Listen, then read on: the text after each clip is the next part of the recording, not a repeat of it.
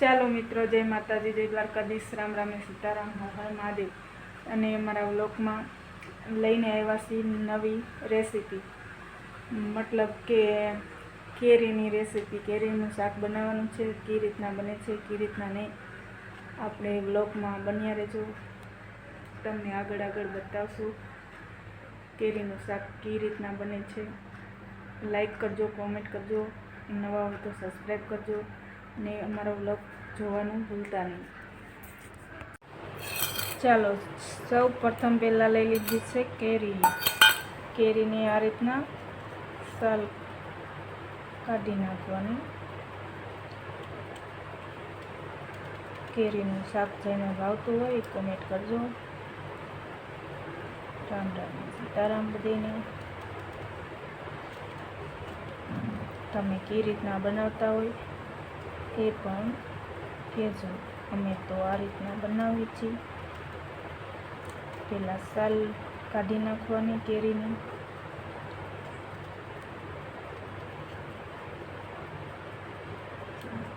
પછી સુધારી નાખવાની.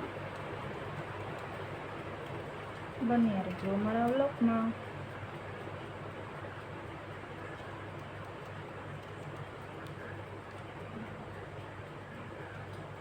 એક કેરીનું શાક અમારે સાંજે થઈ રહે, કારણ કે આમાં કેરી જેટલો ને જેટલો ગોળ આવે અથવા ખાંડ નાખે, એટલે આટલું શાક સાંજે અમારે થઈ રહે.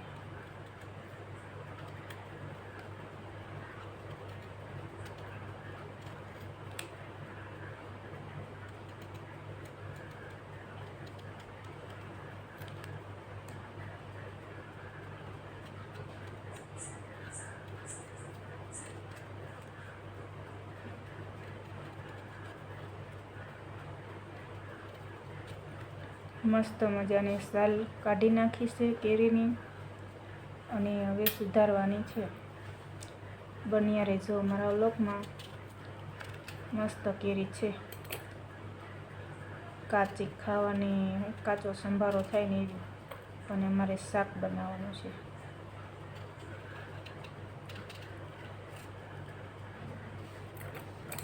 આ ગોટલીનો ભાગ છે ને, એટલે એવું લાગે છે.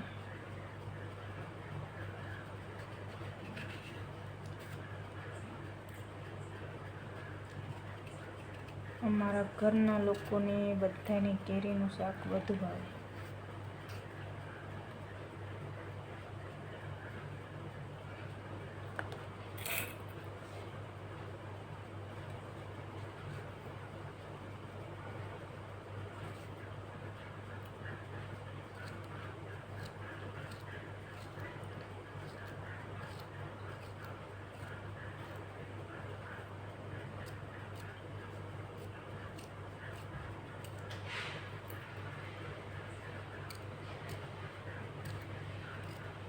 કેરીનું શાક થશે, આંગળા ચાંટતા રહી જાવ એવું મસ્ત મસ્ત.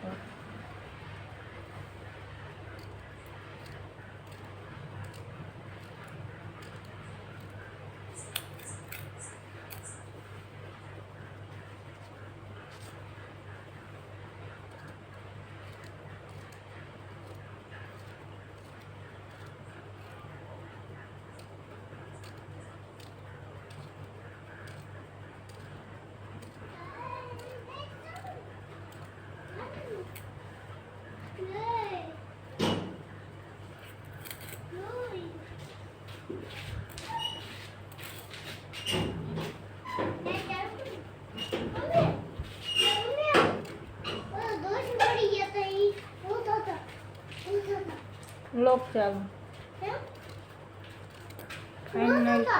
ફાઇનલી કેરી સુધારી નાખી છે કેરીને. આજે અમારા દેવાંશુભાઈ ગયા હતા દૂધ લેવા. મામાનો ફોન આવ્યો હતો અને કીધું મામાએ કે પૂરી ખાવી છે, તમને કીધું લેતા આવજો. એવી ત્યાંથી એમાં ન નખાય. ચાલો મિત્રો, ફાઇનલી કેરી સુધારી નાખી છે. આવડું નાનું નાનું કટિંગ કર્યું છે, અને હવે વઘારવાનું છે. તે બન્યા રહેજો અમારા વ્લોગમાં. ત્યાં લગી રામ રામ ને સીતારામ બધાને. હર હર મહાદેવ. ફાઇનલી શાક સુધારી નાખ્યું છે અને આમાં ખીચડી બનાવી નાખી છે. ખીચડી કોને ફાઇનલી રહી નાખી દીધી, હિંગ નાખી દીધી અને જીરું નાખી દીધું છે અને કેરી વઘારી નાખીશું.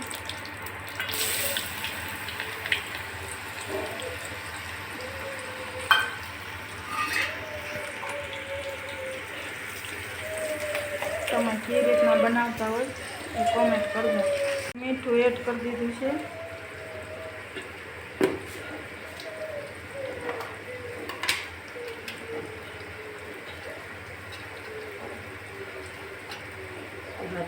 હળદર નાખી છે. લસણવાળું મરચું નાખ્યું છે, જોઈ શકો છો મિત્રો. અમે દેશી ગામડાનું આ રીતના બનાવીએ છીએ. તમે કઈ રીતના બનાવશો કોમેન્ટમાં. ગોળ નાખવાનો છે. ચડવા દેવાનું ને પહેલાં.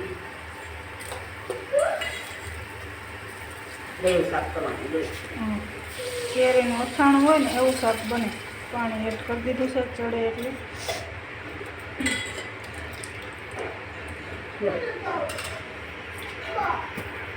અને આ બાજુ શાક સડે છે અને આ બાજુ ખીચડી બની ગઈ છે મસ્ત મસ્ત.